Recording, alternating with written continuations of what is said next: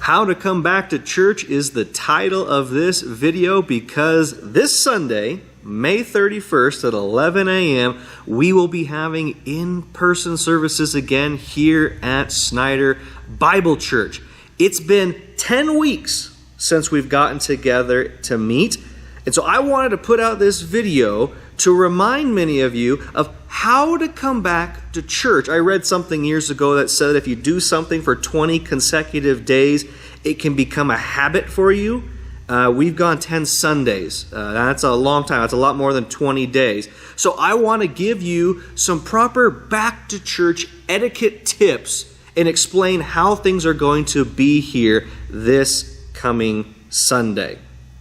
We're in the gym for this video because this is where we're going to be having services on Sunday, so we can do our best to maintain the social distancing aspect. You know, before this whole thing began, social distancing to me meant I'm not getting on Facebook. And I think that might be a thing that we might want to consider during these times too, is limiting social media. There's been a lot of stuff out there. But we are going to try to practice some social distancing here in the gym this coming Sunday. So let me get to the actual tips of how we're going to use this space to make it better for everybody. First thing I want to teach about back to church etiquette. First thing is this: what to wear. The old hymn sings, "Come just as you are." And that's a very, very good song. There's great things to it. But I've heard from many of you how you've been enjoying the Sunday morning videos. So I want to say to you, please don't come as you are if you are used to watching those videos in your pajamas or your bathrobe. Nobody wants to see that. We're already mentally stressed enough because of the economy and this virus and politics and many other things. Please consider others. Don't add to that. So remember that. Again, you don't have to dress up or anything to come to church, but please just get dressed before you come. That'd be greatly appreciated. And if you feel like wearing a mask, please do. If you don't want to wear a mask, you don't have to. We're not going to require that. But if you would like to wear a mask, please feel free to do so. That's what to wear, and that's good back to church proper etiquette. I want to give you some tips now on what to bring, okay, to come back to church. Because at home, you got everything there for you. But here you're going to need to bring some things. Our service is going to be BYOB. Bring your own Bible. Please bring that. We're not going to have any laid out for people to grab and take up on your own. Or if you don't bring your Bible with you, you can follow along with what's on the screen. But BYOB, bring your own Bible. And also this Sunday service, it'll be BYOC, which is bring your own coffee. Because first week we're easing into things, so bring your own coffee with you. We're not going to have it to serve, but we will in the future, okay? Some things not to bring with you when you come to church. I know many of you have gotten used to watching the Sunday videos from your recliner or from your bed even. I have many people say that you lay down in bed and you go to watch the video then. Please don't bring your recliner. Please don't bring your bed. It has been scientifically proven that the chairs here at this church are able to make people fall asleep very easily. So you don't need your recliner. You don't need your bed. You'll be comfortable, I promise. Okay, so no need to bring that. Next, please do not bring your remote control that you may have been using to watch these videos on your TV or whatever it may be. They have no power here. I know you probably enjoyed that power you've been able to have, but here they won't work. So please don't bring it. It makes you the king, the queen of your own home, but they have no power here. So please don't bring that. Next thing, please don't bring donuts or any other kind of snack unless you bring enough for everybody to share. If you do that, you're more than welcome to bring it, but please don't bring it for yourself. Consider others. That's always good and proper etiquette for coming back to church. And if you are bringing donuts, make sure you bring some glazed with the little sprinkles on top. Okay. Anyway, let's talk about some more things to get you back into the church feel. Here's some tech tips of how to come back to church and have good etiquette when it comes to tech. And I have just one thing for that, and that is this device, your cell phone. You may have forgotten about this. It's been 10 weeks, but there is a function on cell phones to silence them. What you need to do is on most cell phones, You simply have to turn it on, and then there's these buttons on the side. Usually one's up, one's down, and the one down usually will make it so your phone volume goes down to the point that it will simply vibrate if somebody calls. That's a great thing to do. So please remember that. If you don't know how to do it, if this tip hasn't helped you, then here's what you need to do. Find your nearest 10-year-old and ask them. They'll be able to tell you what to do. I can basically guarantee it. Tech tips for good etiquette coming back to church.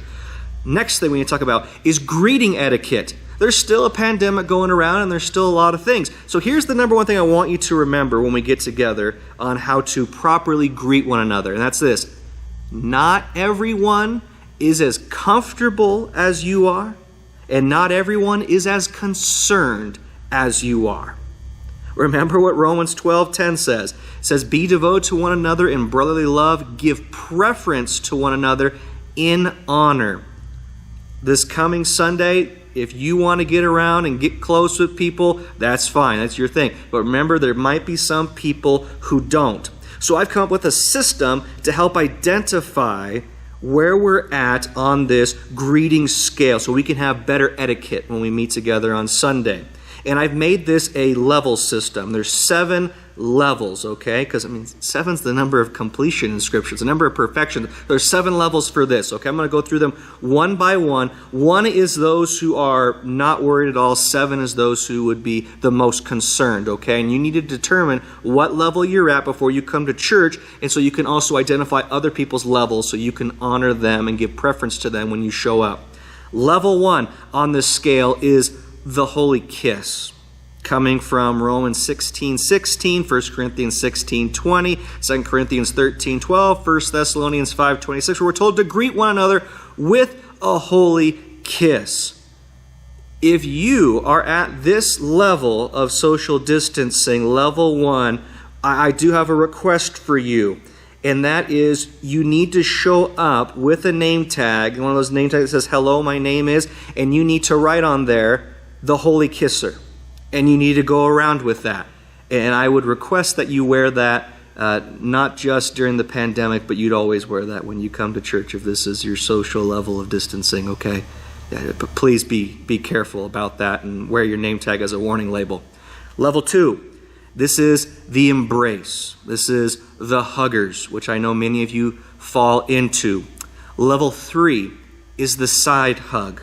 These individuals that are not going to be coming straight on each other, but going to come in from the side so they're not face to face, probably less germs and everything like that. I'm sure there's some science to back that up.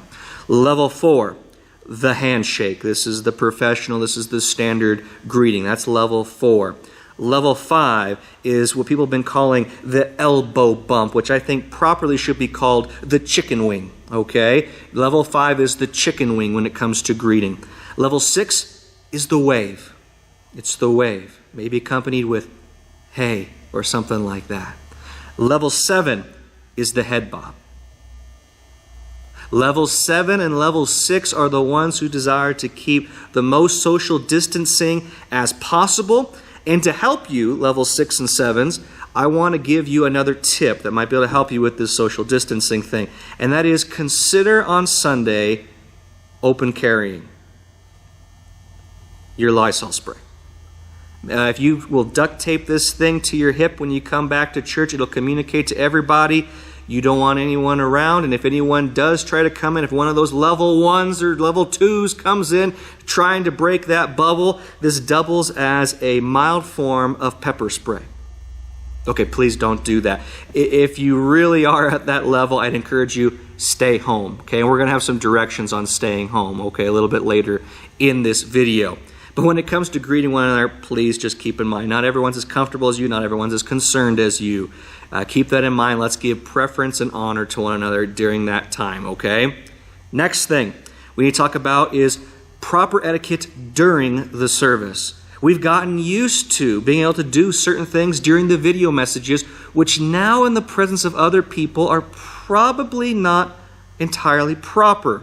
There's many things to this. I'll allow you to talk to your relatives about what some of those things might be. I just want to give you a couple of things that probably are not proper. I've heard many of you saying how much you've enjoyed being able to put your feet up during the video message.